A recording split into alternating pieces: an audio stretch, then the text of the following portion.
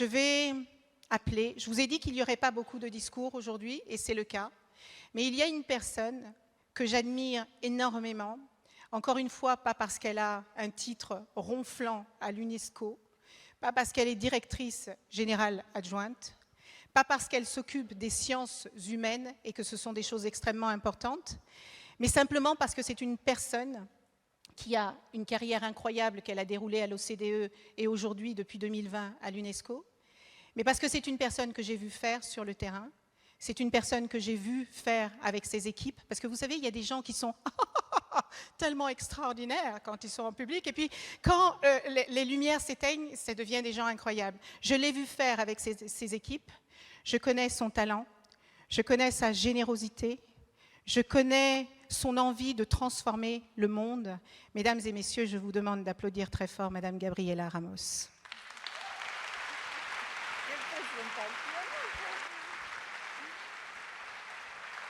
Merci, merci, merci. Avec cette présentation, je suis un peu nerveuse de ce que je vais dire. Mais je vais commencer pour vous saluer à tous. Quand j'étais à l'entrée, et à Pierre et bien sûr Muriel, c'est très bien d'être parmi vous avec Elisabeth. Et c'est vrai, elle nous a appelés il y a 3 semaines. Elle a dit, j'ai une idée. Et j'ai dit, OK, on va voir, parce que c'est vrai que dans les institutions internationales, on prend un peu plus de temps pour faire les choses. Et quand je suis rentrée ici avec Garance qui m'accompagne, j'ai vu toute cette énergie, toutes ces personnes qui se sont liées à cette puissance de lien.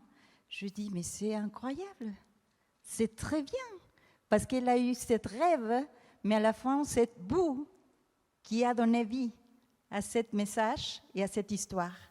Et je suis vraiment, vraiment fière d'être parmi tes amis, mais aussi ceux qui croient qu'on peut changer le monde, parce que c'est vrai. Et aussi parce qu'elle a mis un mot qui m'a touchée beaucoup. Elle a dit, il y a toujours dans notre carrière, bien sûr, j'ai 30 ans de carrière, il y a toujours quelqu'un, on commence par nos parents, on commence par les amis, on commence par notre premier chef, le deuxième chef, n'importe. Il y a toujours une personne qui nous a dit un mot, qui nous a dit, allez, vous pouvez le faire. Moi, quand j'ai planifié mon master, je dis jamais je mettrai Harvard, parce que ça c'est pour les intelligents. Il y avait un monsieur qui est venu, on travaillait au ministère des Affaires étrangères, il m'a dit, et pourquoi pas Harvard? Je dis, non, parce que ça c'est pour les intelligents, c'est pas pour moi. Mais tu m'aimes Harvard? Il ne faut pas que tu t'arrêtes. Le monde va t'arrêter. Pourquoi t'arrêter toi? Et donc, ce n'était pas un ami, c'était quelqu'un qui était là. Et je pense que cette idée de lien, de qu'il y a toujours quelqu'un qui peut te donner une impulsion, et c'est ça la mission de cet événement. Il y a quelqu'un parmi vous qui pouvait donner une impulsion aux autres. Et c'est ça notre rêve. Et nous avons besoin. Nous avons besoin parce que les droits des femmes sont en danger par tout le monde. On recule. On recule quand les enfants ne peuvent pas aller à l'école en Afghanistan. On recule quand les femmes sont tuées par les manières dont elles s'habillent. On recule parce qu'il y a des pays où on ne peut pas faire la décision si on peut avoir un bébé ou pas. On recule parce que même si on fait des progrès, même en France, et merci Muriel pour tout ce que tu as fait pour cette législation, les écarts salariés, les écarts de représentation, les écarts sont toujours là. Je crois que ça fait 5 ans presque jour pour jour. C'était le 7 mars 2010, je ne sais plus compter. Mais ça fait 5 ans que l'index égalité professionnelle avait été lancé par notre ministre Muriel Pénicaud qui est dans la salle. Vous pouvez l'applaudir très fort. Mais bien sûr. Et aussi parce qu'elle a mis les indicateurs, que c'est très important, mais c'est très bien aussi d'avoir les hommes ici dans la salle. Mais il y a cette recul et donc on doit se voir comme un groupe qui va se soutenir, mais aussi on doit avoir toujours ces pensées aux autres qui n'ont pas la chance.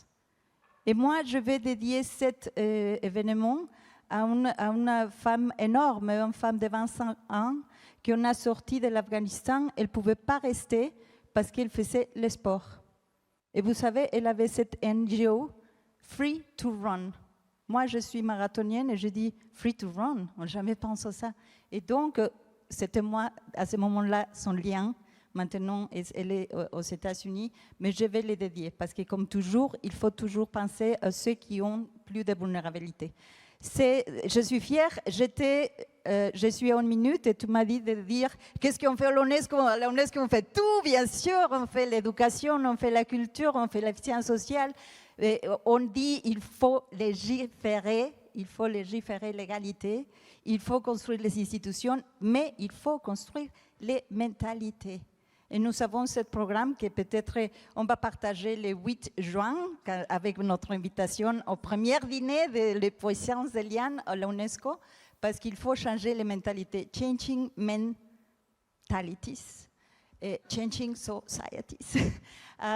On ne peut pas le dire en français comme ça, mais à la fin, c'est ça que nous voulons faire. Une force de changement pour avoir un monde plus égalitaire et plus juste. Et vous comptez sur l'UNESCO pour le faire. J'ai dit 8 juin, c'est notre prochain rendez-vous. C'est l'anniversaire de mon cher frère et il est un champion de l'égalité au Mexique. Et donc, c'est une bonne journée. Merci beaucoup. Merci beaucoup, Gabriela. Merci beaucoup.